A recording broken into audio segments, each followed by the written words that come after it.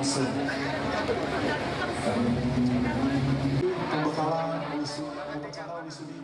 Sekitar 10.000 umat Buddha yang hadir dari berbagai wilayah Jabodetabek sejak Selasa pagi melakukan puja bakti perayaan Trisuci Waisak 2559 BE di Wihara Ekayana Arama, Indonesia Buddhist Center yang terletak di Jalan Mangga 2, Jakarta Barat. Perayaan Hari Raya Waisak ini juga turut dihadiri oleh Gubernur DKI Jakarta Basuki Cahayapurnama Ahok, Wali Kota, dan Camat Jakarta Barat beserta jajarannya. Hari Trisuci Waisak sendiri merupakan rangkaian peringatan 3 peristiwa suci.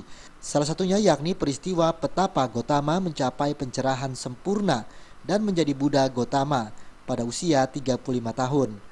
Humas Panitia Agus Wijaya mengatakan tema Hari Raya Waisak tahun ini adalah Dharma Pelindung Dua Dunia. Pertama, sikap batin yang merasa malu apabila melakukan perbuatan salah melalui pikiran dan ucapan. Dan kedua, sikap batin yang merasa takut akan akibat dari perbuatan salah, baik melalui pikiran, ucapan, maupun tindakan jasmani. Tema Waisak kali ini adalah Dhamma sebagai pelindung dunia.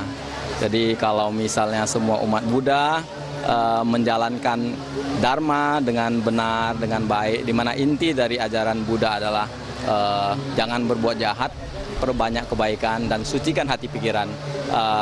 Jika semua umat Buddha menjalankan itu, tentu Dharma ini akan menjadi pelindung dari dunia ini begitu. Sementara itu, Gubernur DKI Jakarta Basuki Cahayapurnama Ahok berpesan dalam perayaan Waisak tahun ini, diharapkan umat Buddha dapat meneladani dan menjalani apa yang sudah dilakukan oleh Sang Buddha Gautama. Jadi saya kira semangat ini harus dibawa.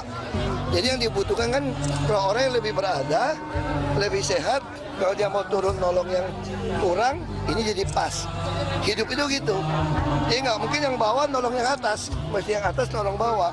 Nah itu prinsip ajaran Sang Buddha Gautama. Jakarta mah gampang aja.